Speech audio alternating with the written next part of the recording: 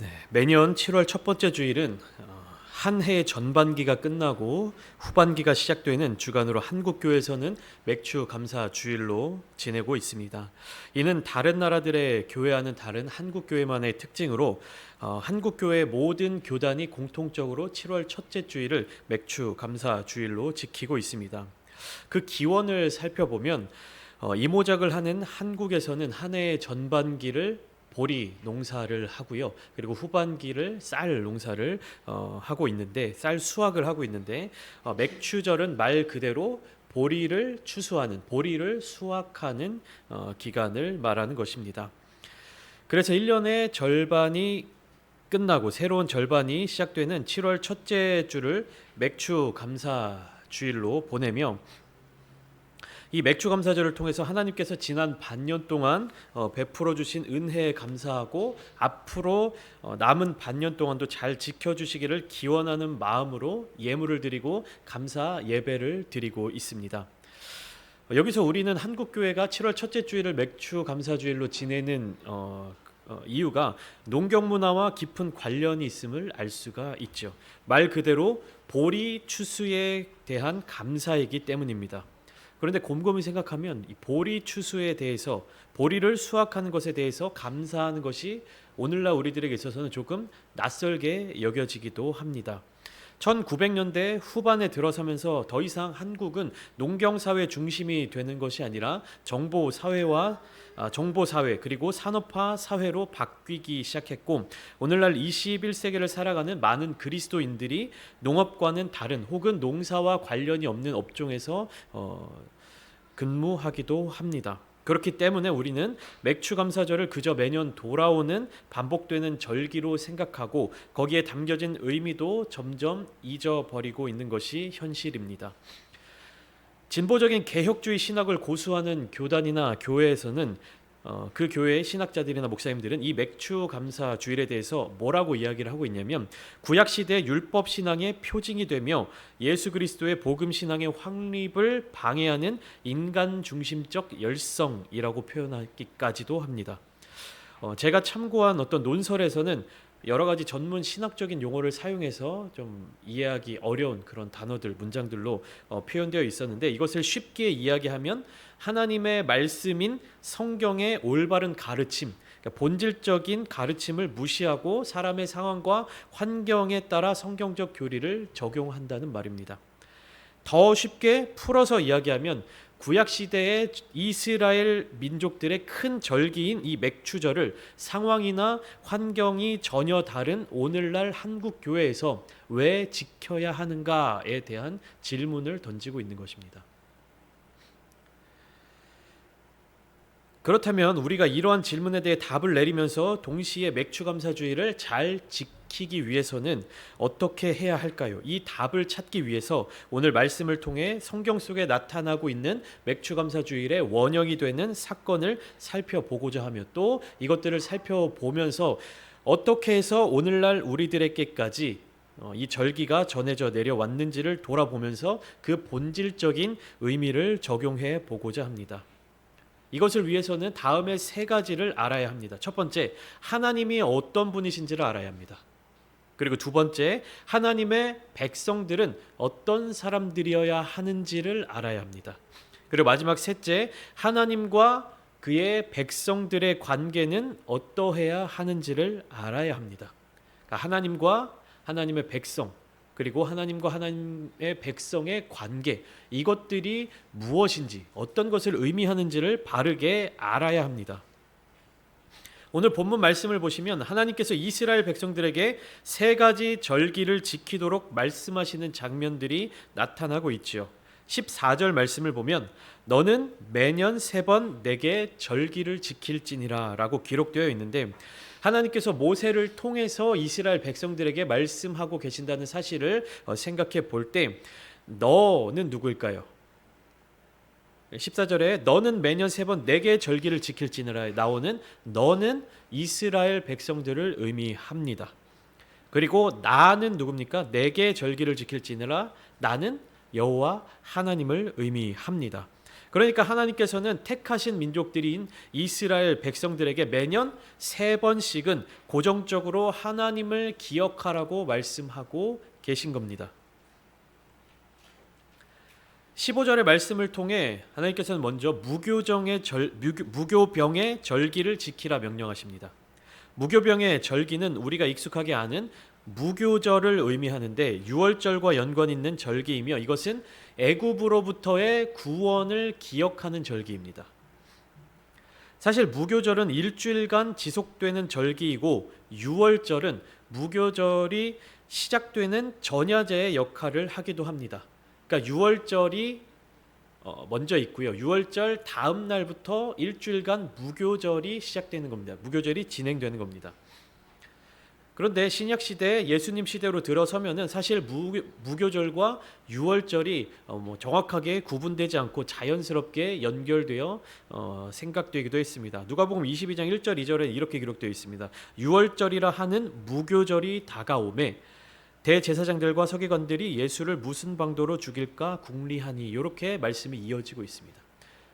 그러니까 6월절이 먼저 하루 지나고 6월절 다음 날부터 일주일간 무교절이 진행이 되는 것입니다. 그런데 하나님께서는 이 무교병의 절기, 그러니까 무교절의 기간 동안에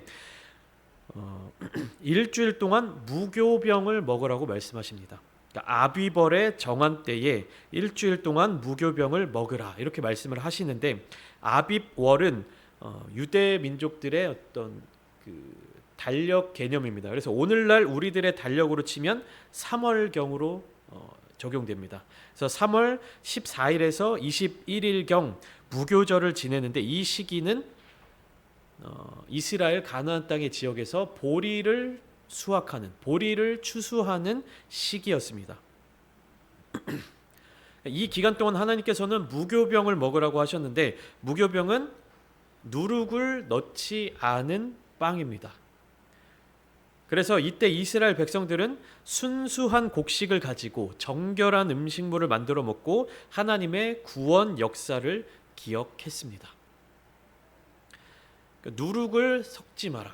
그러니까 발효시키는 그런 효소를 넣지 말라라고 하신 것은요. 이스라엘 가나안 땅에서 누룩은 부패를 상징하는 것이었습니다.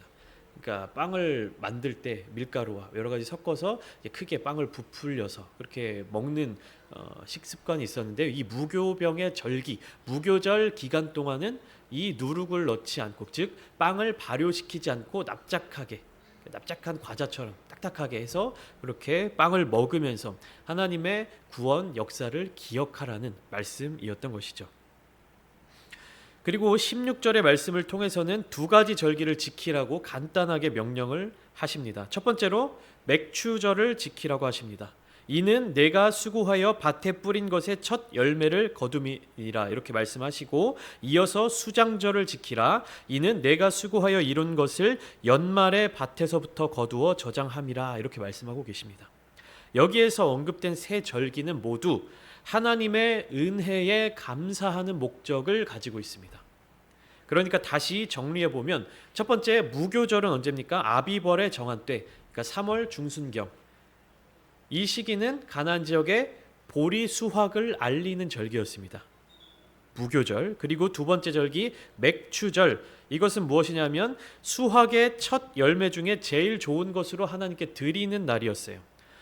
맥추절을 성경 속에서는 또 다른 용어로 사용되고 있는데 77절 혹은 신약시대 되면 오순절이라고도 이야기를 합니다. 이게 무엇이냐면 무교절로부터 7, 그러니까 7 곱하기 7은 49죠. 그러니까 무교절로부터 7주가 지난 날을 맥추절로 지켰던 겁니다. 그러니까 이 시기는 언제냐면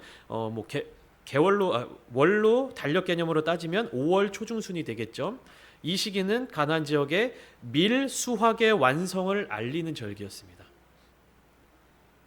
그러니까 무교절은 보리 수확을 알리는 절기였고 맥추절은 시기상으로 밀 수확의 완성을 알리는 절기였습니다. 그리고 마지막 수장절은 초막절, 장막절이라고도 하는데요. 추수감사절과 같은 개념입니다. 그래서 모든 땅의 경작물, 모든 수확을 다 마친 후 오늘날 우리나라의 달력으로 따지면 10월 중순쯤 하나님께 감사를 드리는 절기였습니다. 그러니까 이 모든 절기가 하나님의 은혜에 감사하는 목적을 가지고 있는 것이죠. 자, 그러면 이스라엘을 포함한 가나안 지역, 고대 근동의 종교들을 살펴보면 이 종교들에서 가장 중요한 것은 무엇이었냐면 계절에 따라 신들에게 제물을 바치며 그리고 제사를 지내는 것이었습니다. 애굽의 가장 높은 신이라 불리는 라라는 신이 있는데 이 라는 말 그대로 태양의 신이었습니다. 성경에는 바로라고 기록되어 있는 애굽의 가장 높은 통치권을 가진 사람가 파라오죠. 이 파라오의 뜻이 무엇입니까? 라의 아들이라는 뜻입니다. 그러니까 애굽에서 섬기는 가장 높은 신 라, 그리고 그 라의 아들, 그러니까 신의 아들이라는 의미죠. 파라오. 성경에 나오는 바로가 사람 이름이 아니라 파라오라고 하는 그런 직책입니다. 그리고 또 가나안 땅의 신이었던 바알은 농사의 신, 그리고 풍요의 신으로 불렸습니다. 그리고 아세라 역시 풍요와 다산의 여신이었습니다. 또 성경에 등장하는 아스다롯이라고 하는 여신도 동식물에게 생명을 공급하는 여신으로 여겨졌습니다. 어떤 신화에서는 바알의 아내가 아세라로 나타나기도 하고 또 어떤 신화에서는 아세라가 바알의 어머니이며 아스다롯이 바알의 아내로 등장하기도 합니다. 근데 이것이 중요한 것이 아니라 당시에 가나안 사람들에게 있어서 가장 중요하다고 생각되는 것이 무엇인지를 추측할 수 있는 것입니다. 가장 강력한 신들이 주관하는 것이 무엇이냐? 그러니까 태양을 주관하고 농사를 주관하고 풍요, 다산을 상징하고 이것이 그때 당시에 고대 근동 지방의 종교관 신들의 어떤 모습들이었습니다. 그렇기 때문에 농경 시대에 있어서 가장 중요한 것이 두 가지가 있다면 무엇이냐면 첫째로 농사가 잘 되는 것, 그리고 두 번째로 많은 자녀들을 갖는 것이었습니다. 농사가 잘 되는 것은 부유해지는 것과 직접적인 연관이 있는 것이죠. 그러니까 화폐 경제가 발달하기 이전에 농작물들을 많이 거둬들인다는 것이 곧 부를 의미하는 것이었습니다. 그리고 많은 자녀들을 낳는다는 것은 그만큼 농사를 지을 수 있는 일꾼들을 많이 확보할 수 있다는 것이죠. 그렇기에 애굽 땅에서 수백 년간 노예 생활을 하면서 건축업에 종사하였던 이스라엘 백성들이 출애굽하여 광야에서 40년간 떠돌아다니다가 가나안 땅에 정착하게 되면 어디에 관심을 가질 수밖에 없습니까? 농업에 관심을 가질 수밖에 없습니다. 왜냐하면 이것이 먹고 사는 문제와 바로 직결되기 때문이죠. 그러니까 먹고 사는 문제. 애굽 땅에 있을 때는 노예로서 고통 가운데 살았지만 그래도 음식만큼은 어땠습니까? 애굽 사람들이 제공해 주었습니다. 출애굽한 이스라엘 민족들이 조금만 힘들고 어려우면 모세를 향해서 뭐라고 원망하고 있습니까? 출애굽기 16장 2절부터 3절 말씀에는 이렇게 기록되어 있는데요. 이스라엘 자손 온 회중이 그 광야에서 모세와 아론을 원망하여 이스라엘 자손이 그들에게 이르되 우리가 애굽 땅에서 고기 가마 곁에 앉아 있던 때와 떡을 배불리 먹던 때에 여호와의 손에 죽었더라면 좋았을 것을 너희가 이 광야로 우리를 인도해 내어 이 온 회중이 줄여 죽게 하는도다. 이렇게 원망했습니다. 노예로 살아가는 고통이 너무나도 극심해서 우리를 살려달라, 우리를 구원해달라 외치던 이스라엘 민족들이 애굽 땅을 탈출해서 광야 생활 2달 만에 배고프고 어렵고 힘들어지니까 뭐라고 얘기하는 겁니까? 우리가 애굽 땅에 있을 때는 고기와 떡을 배불리 먹었는데 너희가 우리를 애굽 땅에서 끌고 나와서 이 광야에서 굶어 죽게 만드는구나, 이렇게 원망하고 있는 것이 아닙니까? 노예로 살아가는 고통, 자유를 찾고자 하는 그 열망은 모조리 잊어버리고 무엇만 기억하는 겁니까? 먹고 사는 문제. 그것만 기억하고 있는 겁니다. 배불리 먹었던 것만 기억하고 있는 것입니다. 이스라엘의 그 원망하는 소리를 들으신 하나님께서 만나와 메추라기를 부어주셨죠. 하나님은 만나와 메추라기를 통해서 이스라엘 백성들에게 알려주고 싶은 것이 있으셨습니다. 신명기 8장 3절이죠. 너를 낮추시며 너를 줄이게 하시며 또 너도 알지 못하고 내 조상들도 알지 못하는 만나를 내게 먹이신 것은 사람이 떡으로만 사는 것이 아니요 여호와의 입에서 나오는 모든 말씀으로 살 것이니라.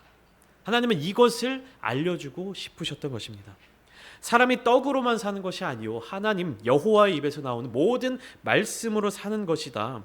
이 사실을 하나님께서는 택한 백성인 이스라엘 민족들에게 알려주고 싶으셨습니다. 그런데 이스라엘 백성들은 어땠습니까? 그들은 여전히 먹고 사는 문제에 집중했습니다. 먹고 사는 문제에 매달려 있었습니다. 자신들의 배를 채우고 굶주리지 않는 것에 집중하고 있었습니다.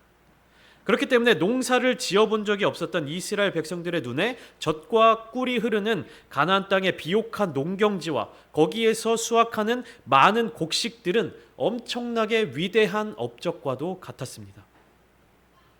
그 전까지는 어땠습니까? 수백 년 동안 그저 주어지는 대로 먹고 마셨는데 이제는 내가 농사를 지어서 수확하는 만큼 더 많이 먹을 수 있고 더 많이 가질 수 있고 더 많은 재산을 축적할 수 있다고 생각한 것입니다.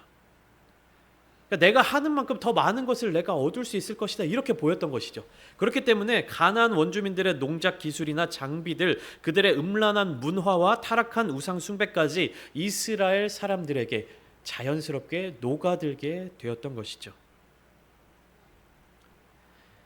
확실하게 농경사회로 진입하게 되는 이스라엘 백성들에게 있어서 그들 스스로가 무엇을 택하느냐 이게 굉장히 중요하게 되었습니다. 오늘 본문에 나타나는 이스라엘의 3대 절기는 모두 농경사회를 바탕으로 하고 있죠. 땅은 하나님이 주신 선물이기 때문에 이 땅을 통하여 얻은 것에 대해 하나님께 감사할 것과 그리고 하나님께서 주신 그 땅을 지나치게 혹사하지 말라는 이야기가 요구가 암시되어 있는 그러한 절기들입니다. 그렇기 때문에 오늘 본문 바로 앞부분인 출애굽기 23장 10절부터 13절까지 말씀을 통해 하나님께서는 안식년과 안식일에 대해서 말씀해 주셨습니다. 안식년에 대해서 안식년을 지켜라 그리고 안식일을 지켜라 라고 말씀하신 이후에 너희는 매년 3번씩 여호와 앞에 이 절기를 지킬지니라 이렇게 말씀하고 계신 겁니다.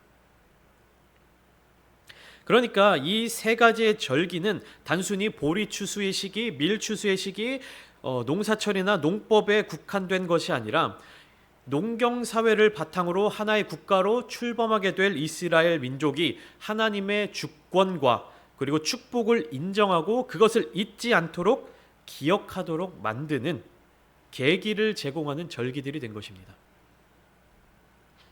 그래서 이 절기들은 앞으로도 이스라엘 백성들의 신앙관에 있어서 매우 중요한 위치를 차지하게 되기 때문에 이 절기들에 관한 규례는 이후에 출애굽기와 신명기에서도 계속해서 나타나고 강조되고 있는 것입니다. 그 이전까지 수백 년의 시간 동안 농사와 관련 없는 삶을 살았고 내가 수확해서 무엇인가를 얻어서 먹는 것이 아니라 그냥 주어지는 대로 먹어왔던 이스라엘 백성들이 이제는 어떠한 삶으로 바뀌게 되는 것입니까? 내가 농사를 지어서 내가 먹는다. 이렇게 바뀌는 과정 가운데 여전히 우리가 하나님의 백성으로서 살아갈 수 있을까에 대한 질문을 던지는 거예요. 그 이전까지는 어떤 삶이에요? 내가 더 갖고 싶어도 내가 더 먹고 싶어도 그렇게 할 수가 없었던 시기였죠. 주어진 것을 먹고 주어진 것을 마시고 딱 그러한 삶을 살았습니다. 그런데 수백 년의 시간이 지나고 광야의 삶을 거치고 난 뒤에는 이제 어떻게 되는 겁니까? 내가 농사 짓고 내가 얻는 만큼 먹을 수 있다고 생각하게 되는 겁니다. 엑스포지멘터리 주석에서는 이 절기들에 대해서 이렇게 설명하고 있는데 잠시 읽어드리겠습니다. 하나님은 이 세 절기들과 이방 신들은 무관하다는 점을 선포하시는 것이다. 그리고 가나안 지역의 우상들은 대부분 땅의 풍요로움과 연관되어 숭배되었다. 그러므로 여기서 우상들에 대한 경고가 선포된다. 이스라엘에게 풍요로움을 주시는 분은 오직 하나님이시다. 아울러 이스라엘은 안식일과 안식년을 지킴으로써 여호와에 대한 그들의 충성을 확인할 수 있는데, 우상 숭배는 이들을 안식으로부터 끌어내므로써 이 관계를 위협한다라고 기록되어 있습니다. 우상 숭배는 이들을 안식으로부터 끌어내므로써 이 관계를 위협한다. 이들은 누굽니까? 이스라엘 백성들, 택함 받은 민족들. 우상 숭배는 이 이스라엘 민족들을 안식으로부터 끌어내서 관계를 위협한다는 겁니다. 이게 무슨 이야기입니까? 하나님께서는 이스라엘 백성들에게 안식에 관하여서 지속적으로 경험하고 배우게 하셨습니다.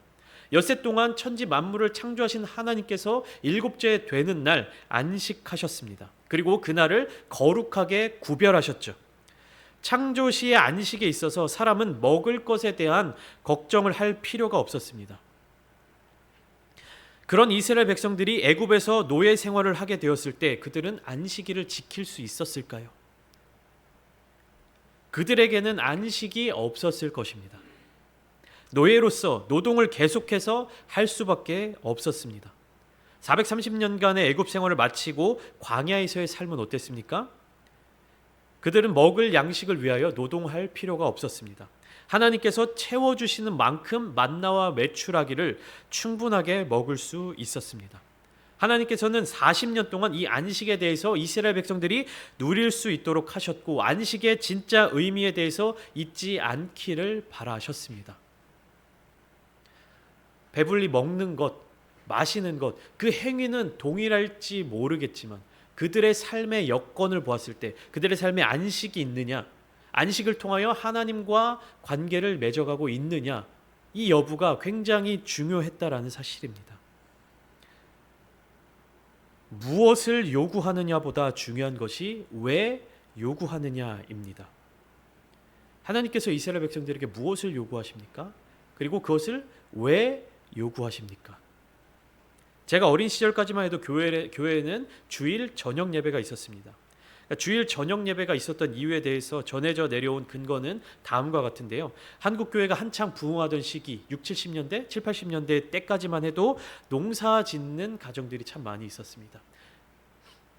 그런데 이 농사라고 하는 것은 겨울을 나기 전까지는 쉴 수도 없고 휴일이 있는 것도 아니죠.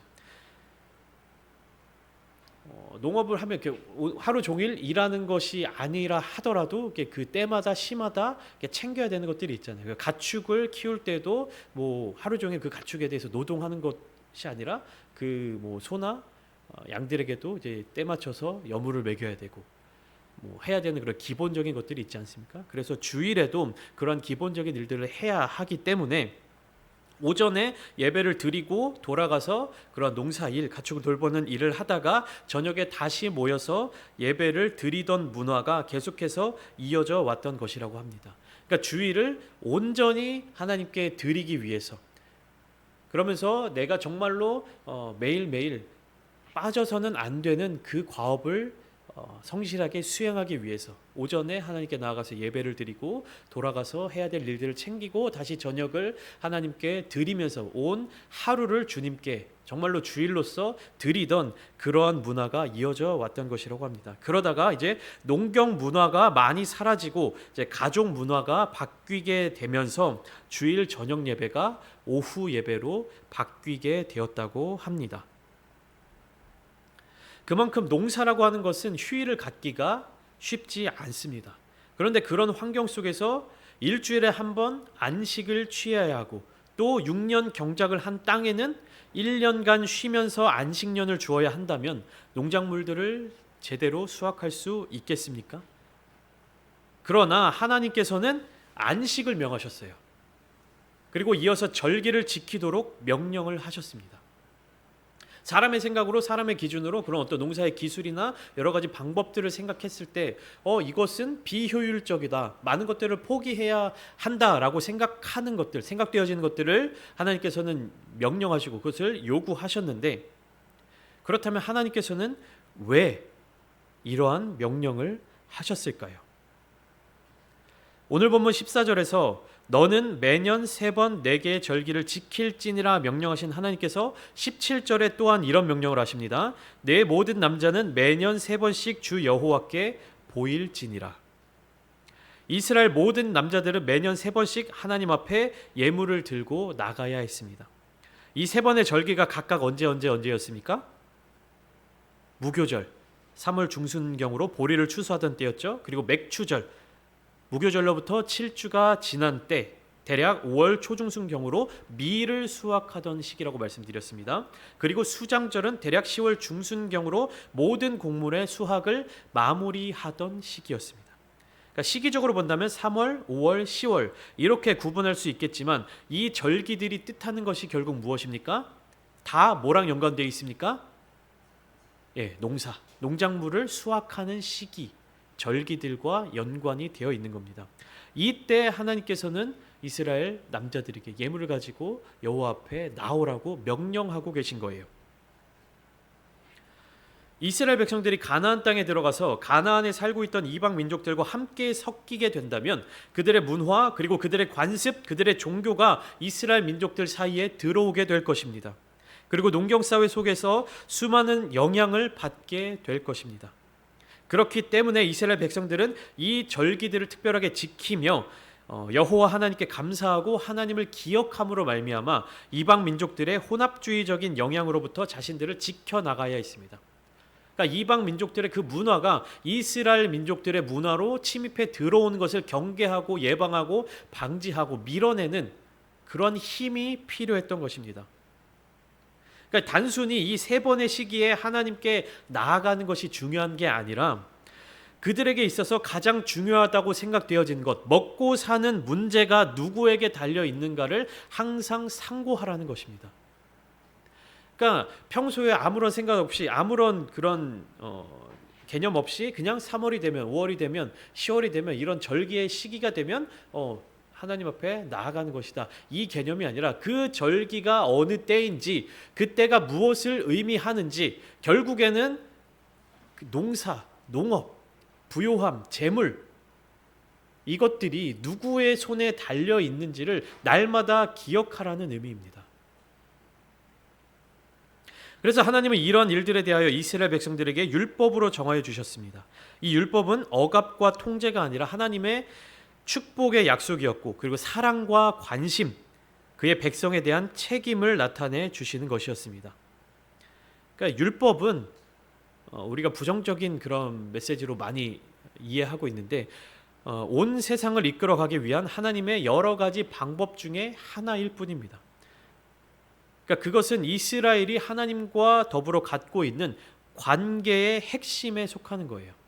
율법을 통해서 하나님께서는 이스라엘 백성들을 통제하고 억압하는 것이 아니라 이 율법을 통해서 하나님께서 약속해 주시는 축복을 알려주시는 것이고 이스라엘 백성들과 하나님과의 관계를 더 단단하게 맺어주는 역할을 하는 것입니다.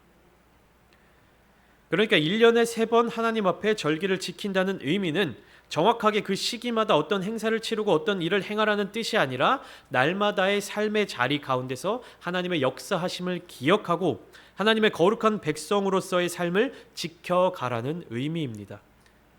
하나님을 향한 신실함은 일상생활 속에서 정의를 행하는 일과 분리되지 않는 것이죠.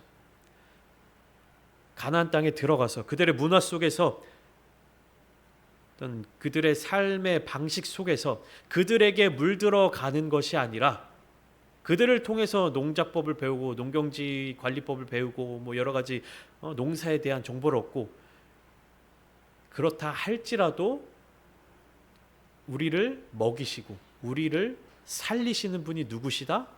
하나님이시다. 그것을 날마다 기억하라는 의미입니다. 18절부터 19절까지의 말씀은 이방 신들을 섬기는 문화에 동화되지 말고 순결하고 거룩하게 하나님을 섬기라는 말씀을 전하고 있습니다. 제물의 피를 유교병과 함께 드리는 일은 부정한 일로 여겨졌죠.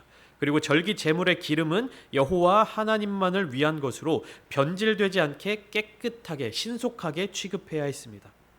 맨 처음 거둔 열매를 하나님께 드린다는 것은 모든 하나님의 은혜에 감사함을 표현하는 것이며 염소 새끼를 그 어미의 저주로 요리하는 일은 풍요를 기원하는 이 가나안 땅, 가나안 지역의 우상 숭배의 모습이었습니다. 그러니까 이 모습을 따르지 말라는 명령이신 거죠. 하나님의 이 명령들 속에서 한 가지 눈에 띄는 구절이 있습니다. 그게 어디냐면 무교절을 명령하신 15절 말씀에 빈손으로 내 앞에 나오지 말지니라고 하나님께서 말씀하십니다. 하나님은 부족함이 없는 분이시죠. 하나님은 양식이 필요 없으신 분이십니다. 그렇다면 하나님께서 이러한 명령을 주신 이유는 무엇일까요? 오늘 본문 뒤에 이어지는 하나님의 약속을 통해 그 이유를 알 수 있는데, 하나님은 명령하실 뿐 아니라 약속도 함께 주십니다. 그의 목소리를 청종하라고 2번 강조하시면서 22절 말씀에 내가 그의 목소리를 잘 청종하고 내 모든 말대로 행하면 내가 내 원수에게 원수가 되고 내 대적에게 대적이 될지라 약속하십니다. 이 말씀을 볼 때 누구에게 주신 말씀과 같습니까? 아브라함. 우리가 지난주 주일 함께 나누었던 말씀 창세기 12장 3절이죠. 너를 축복하는 자에게는 내가 축복하며 너를 저주하는 자에게는 내가 저주를 내리리니 땅의 모든 족속이 너로 말미암아 복을 얻게 될 것이니라. 하나님이 아브라함에게 약속하신 그 말씀이죠. 만일 이스라엘 백성이 여호와의 말씀에 귀를 기울이고 청종한다면 그들의 적은 여호와의 적이 될 것이고 여호와께서는 이스라엘 백성이 약속의 땅을 차지하는 일을 방해하는 자들을 대신 상대해 주시겠다고 말씀하십니다. 여호와의 보호하심은 오직 순종하는 나라에 임하게 되는 것이죠. 약속의 새 땅 가나안 땅에 정착하기 위해서 이스라엘은 여호와와 맺은 언약 관계를 온전히 유지하는 데 주의를 기울여야만 합니다. 하나님의 약속을 기억하고 하나님이 어떤 분이신지를 기억하고 하나님과 나와의 관계, 하나님과 이스라엘 백성과의 관계가 어떠한지를 날마다 기억하고 점검해 나가야만 하는 것입니다. 즉 이스라엘 백성은 가나안 땅에 살고 있는 다른 민족들이 섬기는 신들을 숭배해서는 안 된다는 거예요. 그런데 현실은 어떻습니까? 400년이 넘는 기간 동안에 주어지는 음식들만 먹었던 이스라엘 백성들이 가나안 땅에 들어가 내가 수확하고 내가 농사짓고 내가 노력하는 만큼 얻을 수 있다라는 이 생각을 갖게 될 때 어떤 행동으로 이어질 수 있습니까? 내가 먹고 마시는 것, 내가 부욕해 되는 것, 내가 삶을 살아가는 그 능력과 기준이 나에게 있다, 나에게 달려 있다라고 생각하면 어떻게 합니까? 내가 어떤 노력들을 더 할 수 있을까를 생각하게 되는 거예요. 그러니까 가나안 땅의 농사 어떤 도구들, 문화들, 농경 방법들, 그리고 가나안 땅 사람들이 농사가 더 잘 되게 하기 위해서 더 많은 곡식, 풍요를 기원하기 위해서 우상 신들을 섬기는 그런 모습들까지 답습하게 된다는 거예요. 근데 하나님은 뭐라고 말씀하십니까? 어떤 약속을 주십니까? 네가 네 노력과 세상의 어떤 그런 욕심과 세상의 방법을 따라 살아가는 것이 아니라 내가 누구인지, 내가 어떤 하나님인지를 알고 네가 누구인지, 네가 어떤 백성인지를 알고 너와 나의 관계가 어떠한지를 날마다 기억하고 나만을 의지하고 나만을 섬기고 나의 영역 안에 있다면 내가 너를 부족함 없이 채워줄 것이다. 하나님께서 이 약속의 말씀을 주시는 겁니다. 그렇기 때문에 매 농사의 중요한 절기마다 하나님께 나오라고 말씀하시는 거예요. 하나님을 기억하라고 말씀하시는 겁니다. 그 시기마다 하나님을 기억하지 못하면 어떻게 되는 겁니까? 더 많은 곡식, 더 많은 풍요를 얻기 위해서, 그리고 더 많은 풍요를 얻었을 때 누구에게로 향해 가는 거예요? 이방 우상들에게 향해 가는 겁니다. 사람의 일을 따라가게 되는 거예요.